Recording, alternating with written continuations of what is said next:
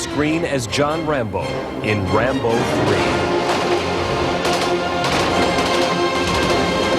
Shot across 3 continents with a crew of 300 and a cast of thousands, Rambo 3 stands as one of the largest scale productions of the year.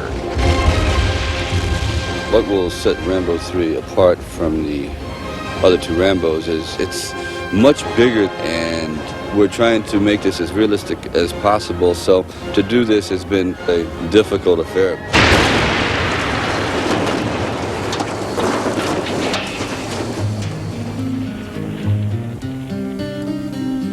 The story of John Rambo began 6 years ago with First Blood. Stallone starred as the Vietnam veteran who turned to his mentor, Colonel Troutman, when he had trouble with a world that wouldn't accept him. They drew first blood, not me. Let me come in and get you the hell out of there. They drew first blood.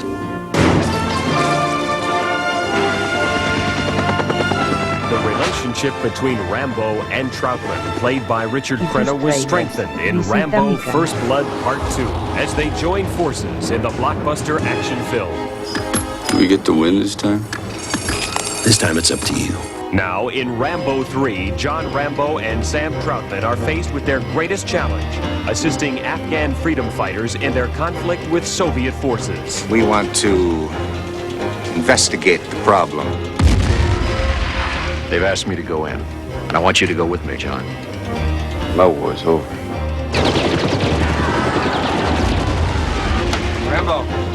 What happened? Something went wrong. Troutman and the rest of his party have been captured. What about me? Can you get me in? Colonel Troutman is taken hostage in Afghanistan, and it's interesting because no other reason on earth could get Rambo to move, to go after the one person who listened to him more than anyone else. Why must we do this? Because you do it for me. To recreate the war-torn battlefields of Afghanistan, director Peter McDonald and his crew traveled to Israel for 3 months of intense location shooting at the Dead Sea. We decided to shoot Rambo in the Mideast simply because it added a sense of realism, of weight to the film. I think shooting Rambo in Las Vegas would lack a certain weightiness. You go, oh yeah, it's shot live across the street from a casino. It doesn't quite ring true. This is a story really about Afghanistan, so I wanted to get as close to the natural environment as I could. The desire for realism led to an attention to detail in many areas. Technical advisors were consulted to ensure that the film's portrayal of Afghanistan was authentic. My help has been in many different areas. In fact, technically, I advised them for different scenes of the movie, making sure that it looked very real and the way it is in Afghanistan. Production designers traveled to the Afghan border to purchase authentic costumes and props for the film. For me, looking on these things and looking at the people, you feel like you're in one of the market in Afghanistan. Okay, so we're going to start with them all up here then. Careful preparation was also involved in the stunt sequences. Just about to crush me, I roll out of the way. With action in every scene, Peter McDonald brought in veteran stunt coordinator Vic Armstrong to oversee the detailed planning. And on this particular film, you've got the whole variation of stunts that you normally do on 5 different pictures. You do them all on 1 picture.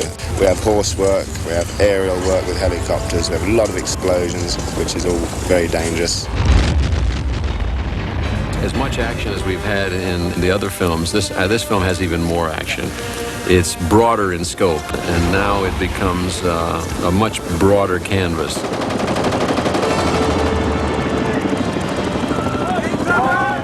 This is almost Rambo of Arabia, you know. It's a very big film. The crew planned for many weeks for the complex stunts involved in the film's climactic battle. Thousands of stuntmen, horses, tanks, and helicopters played a part in bringing the final conflict to life. Let's go this way. Let's have a few tanks going to know when some horses come down. Horses and tanks standing by. Helicopters standing by.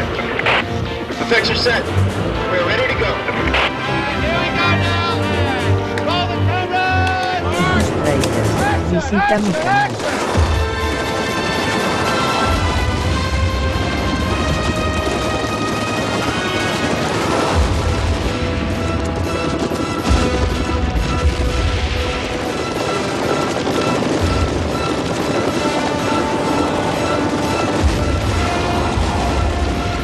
I'd like the people to walk out of this film being entertained, and if you can make a statement and also entertain, that's the most important thing for me.